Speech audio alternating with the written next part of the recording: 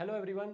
और अगर मैं आपसे कहूं कि इस साल बोर्ड में आप अपने बायोटेक्नोलॉजी चैप्टर से 10 से 15 मार्क्स स्कोर करना चाहते हो जो कि सीधे एग्जाम में पूछे जाएंगे, so are you ready guys? So hello guys, welcome back to your YouTube channel Biology Wala. My name is Biswajit Sharma and I have been teaching biology last since 3 years of class 11th and 12th biology student as well as NEET student.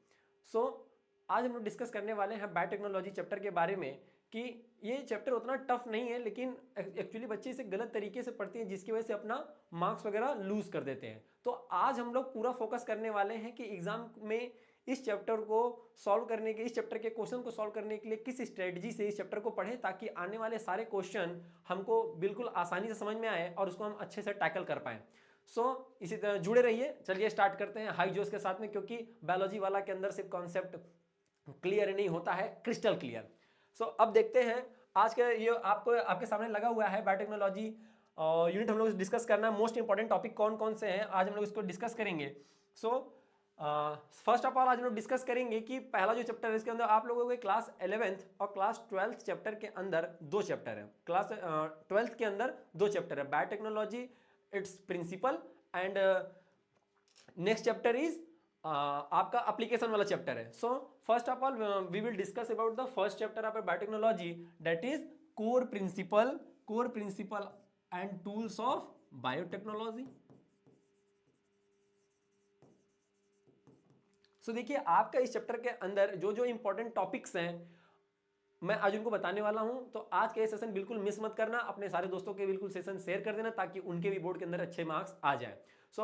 Pen और notebook वगैरह लेकर के बैठ जाओ और जो जो important topic बता रहा हूं इसको नोट कर लो, इसको अच्छे से तैयार करना ताकि आपके एग्जाम में आने वाले टॉपिक्स बिल्कुल क्लियर रहें। अब चाहो तो इसका स्क्रीनशॉट भी ले लेना इन द लास्ट में। अब देखो सबसे पहले यहाँ पे टॉपिक दिया हुआ है बेटा जेनेटिक इंजीनियरिंग का, genetic engineering recombinant DNA technology. अब हमारे लाइफ में जब तक कोई टेक्निकल चीजें नहीं आई थी तब तक वो ट्रेडिशनली तरीके से चल रही थी सारी चीजें, लेकिन बहुत सारी प्रॉब्लम को सॉर्ट करने के लिए साइंस धीरे धीरे इवॉल्व हुआ और जो टेक्नोलॉजी दूसरे फील्ड के अंदर थी वो भी हमारे बायो फील्ड के अंदर भी आ गई और हम लोग उस टेक्नोलॉजी का यूज करने लगे बायोलॉजिकल प्रॉब्लम वगैरह को सॉल्व करने के लिए। तो अल्टीमेटली हमारे बायोटेक्नोलॉजी का फॉर्मेशन हो गया। हम लोगों को देखो इस चैप्टर के अंदर जो सबसे इंपॉर्टेंट टॉपिक है, सबसे पहला जो टॉपिक है वो उसको मैंने यहाँ पे मार्क कर रखा है। सबसे पहले किसको मैंने पोजीशन दिया भाई, जेनेटिक इंजीनियरिंग को। तो जेनेटिक इंजीनियरिंग आपके लिए सबसे इंपॉर्टेंट टॉपिक हो जाता है कि कैसे आप जीन के लेवल पे जाकर के चीजों को चेंज करते हो या अपडेट करते हो according to your desirable gene या डिजायरेबल जो कैरेक्टर है उनके बेसिस पर। अब नेक्स्ट जो आपका सबसे इंपॉर्टेंट टॉपिक होने वाला है बेटा वो है रिस्ट्रिक्शन एंजाइम। क्यों? क्योंकि आपको अगर डीएनए के लेवल पे जाकर के या मॉलिक्यूलर लेवल पे जाकर के अगर आपको कोई चीजें सॉर्ट आउट करनी है, कोई प्रॉब्लम को क्लियर करना है तो आप कैसे करोगे? उसको क्लियर करने के लिए आपको बहुत सारे एंजाइम्स के बारे में नॉलेज होनी चाहिए। अब अगर आपको मान के चलो कि आपको मैं डीएनए दे दिया और आप साइंटिस्ट हो तो आप उसको कट कैसे करोगे? आपको उसको कट करना है तो आप वहां पर कुछ मॉलिक्यूलर सीजर टाइप के जैसे रिस्ट्रिक्शन एंडोन्यूक्लियेज एंजाइम का यूज करने वाले हो। तो अगर आपको उस तरह के सारे एंजाइम्स के बारे में नॉलेज होगी तभी आप वो चीजें परफॉर्म कर पाओगे। तो सबसे मतलब क्या हो गया कि हमको रिस्ट्रिक्शन एंजाइम के बारे में बोर्ड में आपसे शॉर्ट नोट्स वगैरह पूछ सकता है कि एंजाइम रिस्ट्रिक्शन एंजाइम क्या होता है, उसका फंक्शन क्या है, वो दूसरे एंजाइम से डिफरेंस कैसे है। ठीक। और आपका सेकंड एग्जाम देखिए यहां पर भी लिखा हुआ है सेकंड भी एंजाइम हमारा क्या, डीएनए लाइगेज। तो लाइगेज का काम होता है बेसिकली ज्वाइनिंग के लिए। अब जो हमारा नेक्स्ट सबसे इंपॉर्टेंट टॉपिक होने वाला बेटा वो क्या है, क्लोनिंग वेक्टर। जैसे यहाँ पे दिया हुआ है पीवीआर 322। तो लास्ट ईयर में अगर आप पीवाईक्यू उठाकर देखोगे तो आपको मालूम चलेगा कि प्रीवियस ईयर में उन लोगों ने पूछ रखा है कि पीवीआर 322 का स्ट्रक्चर वगैरह पूछा था। तो इस बार उसके बारे में जो वेक्टर वगैरह होते हैं हमारे क्लोनिंग वेक्टर क्या होता है इसको समझना पड़ेगा। आइए मैं आपको एक छोटा सा एग्जाम्पल लेकर समझाता हूँ। अगर मुझे वेक्टर को समझना है तो कैसे एग्जाम्पल लेते हैं, जैसे मान लीजिए कि अगर आपको कोई अपनी फाइल भेजनी है तो और आपके पास में कोई रास्ता दूसरा नहीं है तो आप कैसे भेजोगे फाइल को भेजने के लिए? कोई पोस्टमैन वगैरह तो नहीं है, तो आप क्या करोगे भाई, या तो अपना पेन ड्राइव में रखोगे वो फाइल को, या व्हाट्सएप मैसेज के थ्रू भेजोगे, या इंस्टाग्राम मैसेज के थ्रू भेजोगे। यानी कि कहीं ना कहीं आपका टारगेट क्या है, आपका टारगेट है कि आपको अपनी फाइल को भेजनी है एक जगह से दूसरी जगह पर। सेम उसी तरीके से हमारे बायो के अंदर भी होता है बच्चों कि अगर अगर आपको अपनी डिजायरेबल जीन को किसी आपके टारगेट बॉडी या टारगेट सेल के अंदर ले आकर उसको ट्रांसफर करना है तो वहां पर हमें क्या चाहिए, वेक्टर चाहिए। तो वेक्टर इन जनरल मैं बता दूं तो प्लाज्मिड वगैरह हमारा बहुत कॉमन वेक्टर है, आप लोग उसको याद रखना और इसका स्ट्रक्चर वगैरह भी अच्छे से तैयार कर लेना ताकि एग्जाम में कोई प्रॉब्लम ना होने पाए। स्ट्रक्चर इसका बहुत इंपॉर्टेंट है, लास्ट ईयर भी पूछ चुका है एग्जाम के अंदर। So next our important topic is जो है कॉम्पिटेंट होस्ट सेल वगैरह है कि होस्ट सेल कैसे किसी भी बाहर के जो फॉरेन जीन वगैरह होता है उसको कैसे एक्सेप्ट करती है और कैसे कंपटीशन उनके बीच में होता है, इन सब चीजों को भी डिस्कस करना है आपको अच्छे से।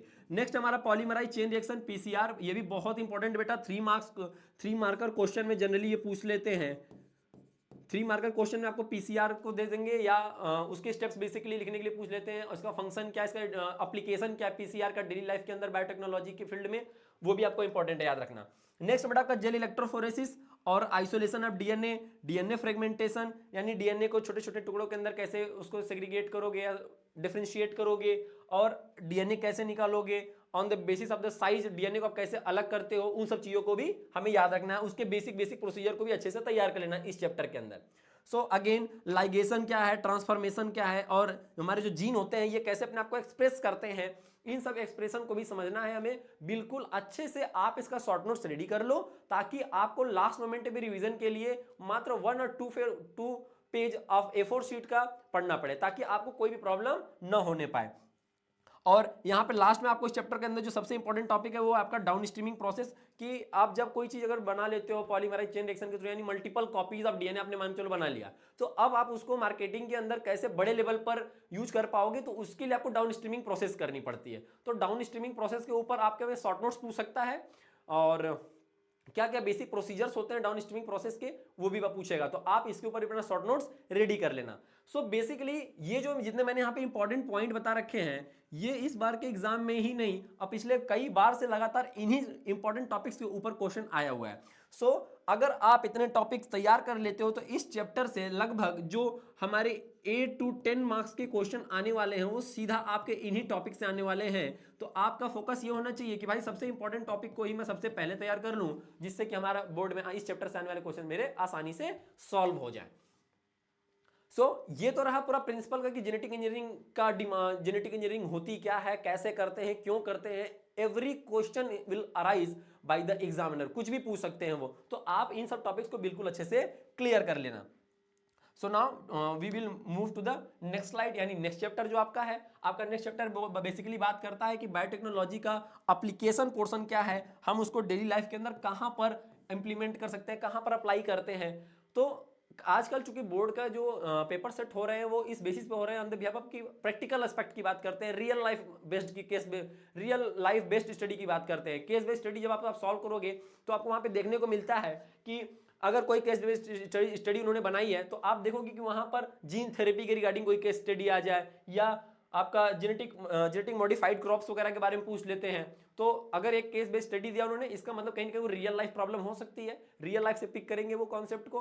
अब आपको बायोटेक्नोलॉजी के जो कॉन्सेप्ट आपने पढ़े हैं उसको अप्लाई कैसे करना है, उसके अंदर कौन कौन से इंपॉर्टेंट टॉपिक है उनको भी मैं बता देता हूं।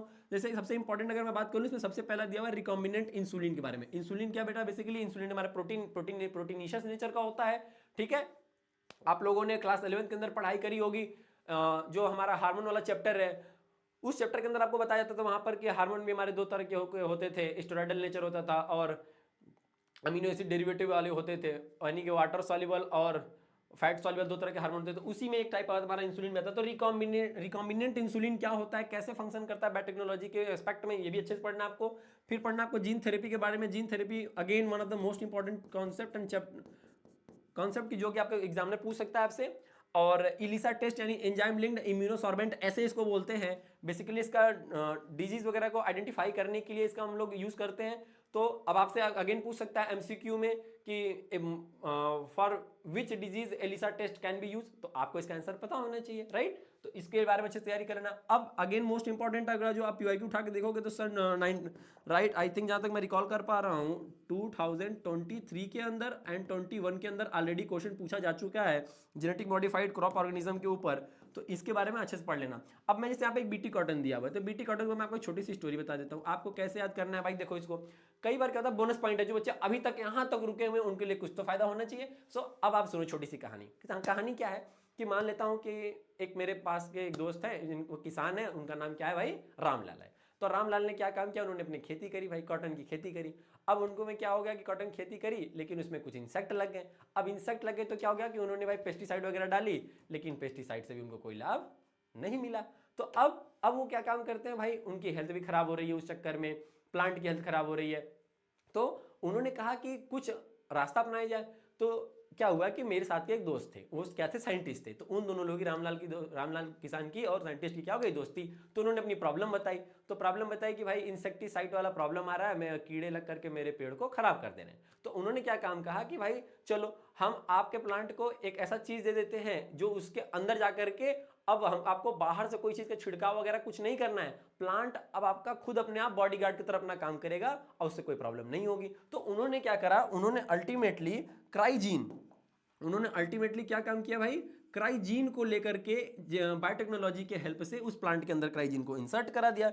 अब आपको भी पता है कि अगर कोई चीज हम इंट्रोड्यूस कराएंगे तो उसका फीचर जो अगर दोनों बाइंड कर जाए, दोनों के डीएनए, तो एक हमारा जो फीचर होगा वो इनकॉर्पोरेट हो जाता है हमारे होस्ट ऑर्गेनिज्म के अंदर। तो उससे क्या हुआ कि जब क्राइजीन अगर उस प्लांट के अंदर चला गया कॉटन के, तो जब भी अगर इंसेक्ट उस प्लांट को खाने की कोशिश करता था, तो वो प्रोटीन जो थी, ये क्राइजीन का जो प्रोटीन होती थी, वो इंसेक्ट के गट में जाकर के अपना को एक्सप्रेस करती थी, जिससे लास्ट में हमारा कीड़ा जो था वो ऑटोमेटिक मर जाता था। यानी कि हुआ क्या कि क्राइजीन आपका सबसे इंपॉर्टेंट कॉन्सेप्ट बन गया यहाँ पर। तो बीटी कॉटन का इस तरीके छोटी छोटी कहानियों के थ्रू आप याद कर सकते हो कि कैसे उस कॉन्सेप्ट को हमें याद करना है।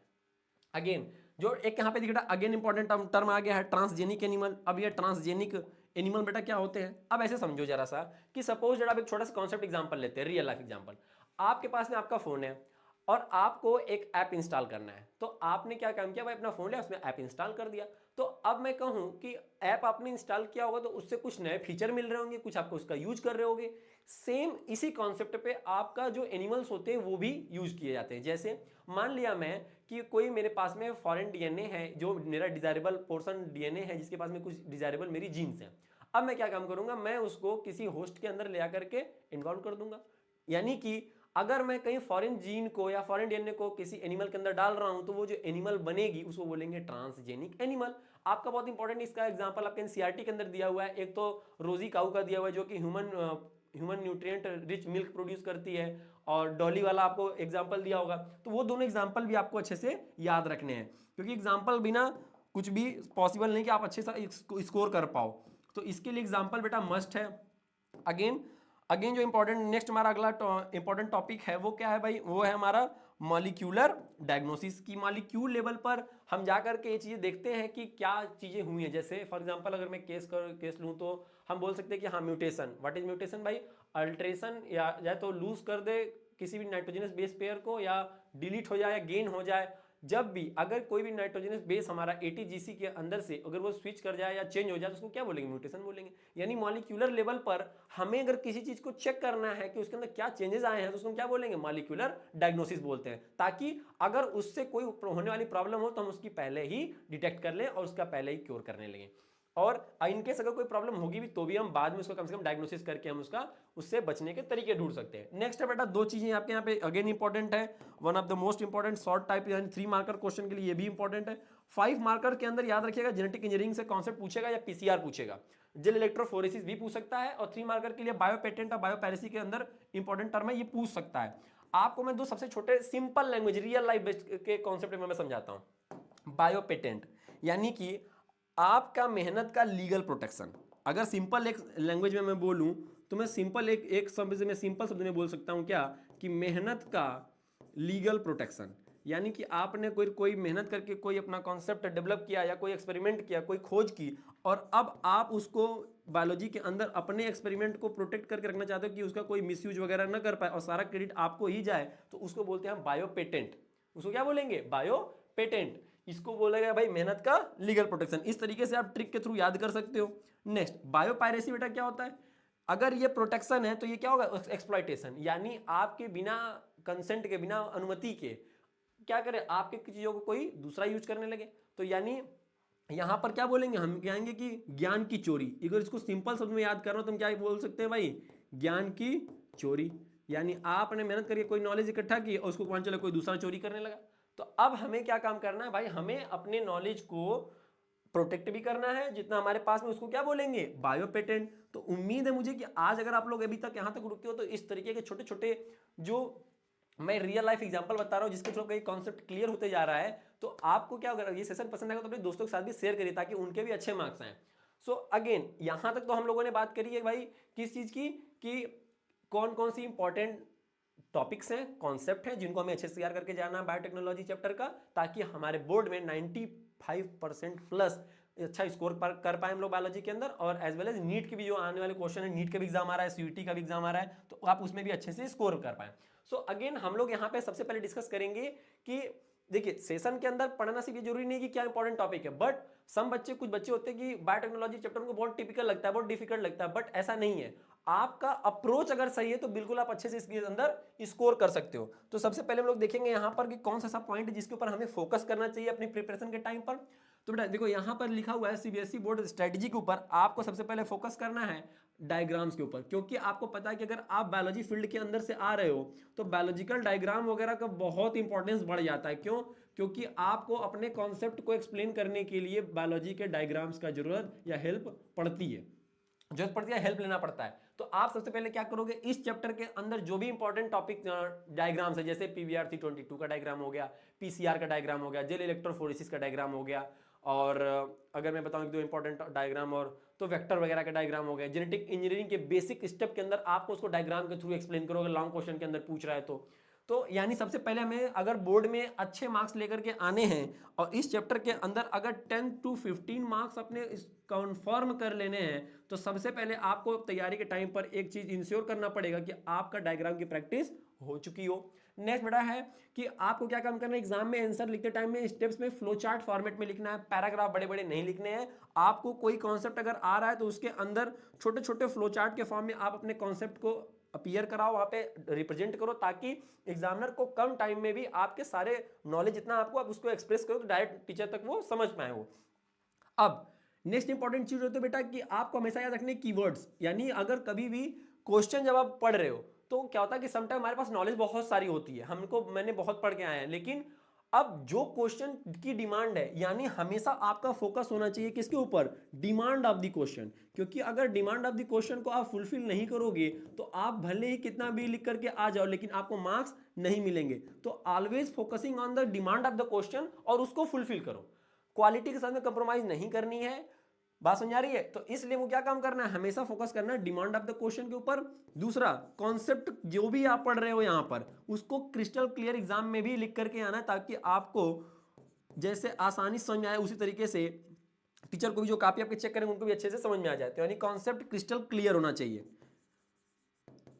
अब जो आपको मैं फाइनल टिप देने वाला हूं यहां पर मैं क्या दे सकता हूं भाई, कि जो डायग्राम बना रहे हो वो आपको कहीं ना कहीं एक्स्ट्रा मार्क दिलाएगा एग्जाम के अंदर, और ये कंफर्म है। क्योंकि जो बच्चे सिर्फ और सिर्फ लिख करके आते हैं, थ्योरेटिकल पोर्शन लिख करके आएंगे, और जो बच्चे स्कोर डायग्राम भी ड्रा कर रहे हैं प्लस कॉन्सेप्ट भी लिख रहे हैं, कहीं ना कहीं उनको एज मिलता है। इसलिए मैं आपसे बार बार रिक्वेस्ट करूंगा कि आप बहुत अच्छे से डायग्राम की प्रैक्टिस कर लो। So again if you are moving on the next slide, तो हाँ कुछ ऐसी चीजें होती हैं जो गलतियां हमें जिनसे बचना है, जिनको न करें ताकि हमारे मार्क्स के ऊपर स्कोर आए, मार्क्स के ऊपर अफेक्ट आए, ताकि हमारा स्कोर कम हो। तो क्या क्या, पहले आपको जब प्रेस की प्रिपरेशन करोगे चैप्टर की तो दो तीन चीजें बेटा बहुत ही अच्छे से याद रखना। जैसे क्या क्या करना है, सबसे पहले कुछ कंफ्यूजन वाले टॉपिक्स होते हैं, जैसे कंफ्यूजिंग टॉपिक्स को जो मिस्टेक नहीं करनी हो, क्या है भाई, कंफ्यूजिंग वाले जो भी आपके टॉपिक हो जैसे एक्सोन्यूक्लियस और एंडोन्यूक्लियस, तो जब आप इसकी प्रिपरेशन कर रहे हो उस टाइम पे क्या काम करो, इसको कंपेयर करके पढ़ाई कर लो बेटा। एक साइड लिख लो कि भाई एक्सोन्यूक्लियस के बारे में लिख लिया और एक साइड एंडोन्यूक्लियस के बारे में लिख लिया, दोनों के फंक्शन और उनकी प्रॉपर्टी के बारे में आप लिख लो। तो इससे क्या होगा, अगर एक साथ कंपेयर करके जब स्टडी करोगे तो आपको कभी भी कंफ्यूजन नहीं होगी। सो अब हमको दूसरा एक और एग्जांपल ले लेते हैं, जैसे इसमें दोनों में जनरली बच्चों को डाउट होता है, एक होता है हमारा लाइगेज में और पॉलीमरेज में। बात समझ आ रही है? पॉलीमरेज क्या काम करता है भाई, पॉलीमरेज हमारे डीएनए को बनाने का काम करता है, ठीक है, डीएनए पॉलीमरेज का काम हो गया। आरएनए पॉलीमरेज यानी कहीं ना कहीं पॉलीमराइज करता है, एक छोटी सी चेन को बहुत लंबी चेन तक लेके जा सकता है पॉलीमरेज एंजाइम। बट अपोजिट बात क्या है भाई लाइगेज की, लाइगेज का काम होता है किसी भी सीक्वेंस को, चाहे वो आरएनए का हो चाहे डीएनए का हो, सिंगल स्टैंडर्ड अगर होगा तो उसको वो जोड़ेगा, यानी ज्वाइनिंग का काम करता है लाइगेज हमारा। इस तरीके से फंक्शन वाइज आप याद करो। और क्या काम करना है भाई, क्या गलती नहीं करनी है, सबसे पहली बात आपको डायग्राम को स्किप नहीं करना है, गलती से भी डायग्राम स्किप मत करिएगा क्योंकि मार्क्स के ऊपर सीधा अफेक्ट करेगा वो। और समटाइम आपसे डायग्राम बेस्ड क्वेश्चन भी पूछते हैं एग्जाम वगैरह के अंदर, तो आप फोकस होकर के डायग्राम को अच्छे से तैयार कर लो। इग्नोरिंग एनसीईआरटी एग्जांपल मस्ट बेटा, एग्जांपल आप छोड़ करके नहीं जा सकते। आप इस चैप्टर के एक A4 शीट पेपर के ऊपर शॉर्ट नोट जब बना रहे हो तो इसके केवल एग्जांपल नोट कर लो कि कौन कौन से टॉपिक के ऊपर, जैसे बॉल वार्म का है, बॉल वार्म लग जाता था बीटी कॉटन के अंदर, वो वाला एग्जांपल हो गया। बात समझ आ रही है? तो एग्जाम्पल्स याद रखो। और कई बार क्या होता है कि जो टर्म्स होते हैं ना, टर्मिनोलॉजी जो होती हैं, जैसे इल्यूशन है, ब्लॉटिंग, थाउजेंड ब्लॉटिंग है, या आपका एक दो और इंपॉर्टेंट टर्मिनोलॉजी की मैं बात करूं, जैसे पीसीआर के अंदर होता है एनिलिंग है, एक्सटेंशन है। तो ये सब जो छोटे छोटे टर्मिनोलॉजी हैं, आपको बेटा उसको लगातार रिवाइज करते रहना है, भूलना नहीं है। तो ये सब कुछ ऐसी चीजें थी जिनके बेसिस पर अगर आप लोग फोकस करोगे तो कहीं ना कहीं डेफिनेटली आपका जो इस चैप्टर के रिगार्डिंग क्वेश्चन आने वाले हैं वो पूरे के पूरे आपको स्कोर मिलेंगे और आपका सारा तैयारी अच्छे से हो जाएगा। सो अब हम लोग धीरे धीरे अपने सेशन के एंड की तरफ बढ़ रहे हैं। सो इन द लास्ट मैं यही कहना चाहूँगा कि अगर आप लोग यहाँ तक रुके हो, सो इसका मतलब है कि आपको ये सेशन अच्छा लग रहा था। और अगर आपको सेशन अच्छा लगा है तो आप अपने दोस्तों के साथ में इसको शेयर करो और उनको भी बताओ कि कौन कौन से इंपॉर्टेंट टॉपिक आने वाले हैं, क्योंकि आपके पास में ज़्यादा टाइम नहीं है तो सिर्फ उन्हीं के ऊपर पढ़ाई करनी है। क्योंकि बायोलॉजी वाला के अंदर क्या होता है, कॉन्सेप्ट क्लियर ही नहीं होता, बल्कि कॉन्सेप्ट हमारा होता है क्रिस्टल क्लियर, ताकि आपको आने वाले एग्जाम में कभी भी कोई प्रॉब्लम न होने पाए। So thank you guys for joining this session and thank you from biology वाला। My name is Vishwajeet Sharma. Again हम लोग मिलेंगे बहुत जल्द। सो तब तक के लिए टाटा बाय बाय एंड सबा खैर, अपना ख्याल रखें और एंजॉय करें, मेहनत करते रहें और फिर इस बार पेपर को फोड़ देना है। ओके, जय हिंद।